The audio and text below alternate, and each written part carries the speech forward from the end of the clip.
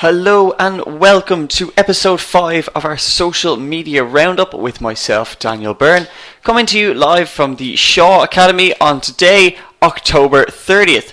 Now today we're going to be looking at some of the breaking news stories coming to us from the world of social media marketing. So let's start off with a little update coming to us from Snapchat. And this is the announcement of some new features they rolled out during the week. Originally it was just iOS exclusive. This ran for about a day and a half.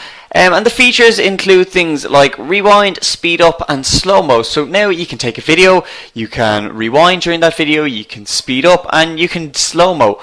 The slow-mo feature is available exclusively on iOS at the minute because of the slow motion camera that is integrated into iPhones.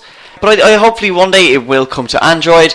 And this was rolled out in line with their privacy and policy updates. They came out the same day, so you agreed to the new terms, and then you were given access to these new features. So simply take a video, swipe right or left to select the filter. So it is coming in as a filter, so it could be, it's run similar to time and run similar to putting a nice color filter on. It's really simple. It's a lot of fun. And if we cast our minds back to the last update, we did talk about Boomerang, which was Instagram's 1 second loop video. So I think it was kind of seen as something that was launched around the same time, and people are now starting to take notice of video content. So this Snapchat update, I think it's going to be a lot of fun. From a marketing point of view, I don't think it has a huge benefit, but I just think it's a lot of fun to play around with.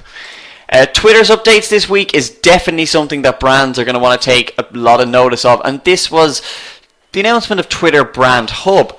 It's kind of it's a one-stop shop for brands almost, and previously what Twitter feel was that a lot of emphasis and a lot of focus was placed on specific ads or specific tweets, and now they want more of a focus on the conversation that takes place around that brand. So it can be seen as a reputation management tool. It does integrate a lot of demographics, a lot of metrics, but I think for the large part it's going to be used as a ORM tool. We can also run and track campaigns from the hub, as you'd imagine, because it is a one-stop shop for brands on Twitter. But as I said, it is to do with the conversation that is taking place around your company, and I think it's going to be really interesting to see the uptake of them at the moment, because there is limited availability. Twitter came out during the week and stated that this was exclusively for medium and large size advertisers on the platform.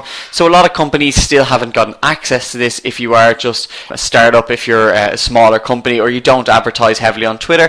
So I think it is an incentive for people to become more engaged with Twitter as a platform. And I know during the week we'd seen that once again Twitter didn't add any new growth to their American market. So I think this is seen as a push towards, bringing more and more brands onto Twitter. So we'll see how that pans out over the coming months. Finally, we have another update from HootSuite, and this was the announcement of HootSuite campaigns on a freemium model. So what we had here was, first off, HootSuite campaigns. It's seen as a new way to simplify social media campaigns, because previously what we've seen is, it's difficult to create really, really stunning content, and campaigns will now allow us to create things from lead capture campaigns right up till user-generated content. That will all be included there, so we can run things like Instagram contests to allow our users and our followers to submit their own content around our brand. So I think it's going to be really good to see what we can actually do with this. Anyone can use it. It's run on a freemium basis for HootSuite users, and it really does simplify the whole social media campaign. It is still in beta testing at the moment, but if you are on HootSuite, you can see, if you click into the left hand side where you get the pop out, you can see campaigns as a beta there. So I think it'd be really good for a lot of smaller companies who might not have access to social media agencies to see what they can actually do with HootSuite campaigns. And that has been it from me today, guys. As I mentioned, my name is Daniel Byrne. I'm a social media educator here at the Shaw Academy. And if you have any questions to do with any of the topics covered in today's roundup, or anything to do with social media marketing, feel free to pop me through an email there at socialmedia.marketing@shawacademy.com. Otherwise, I'll see you in class.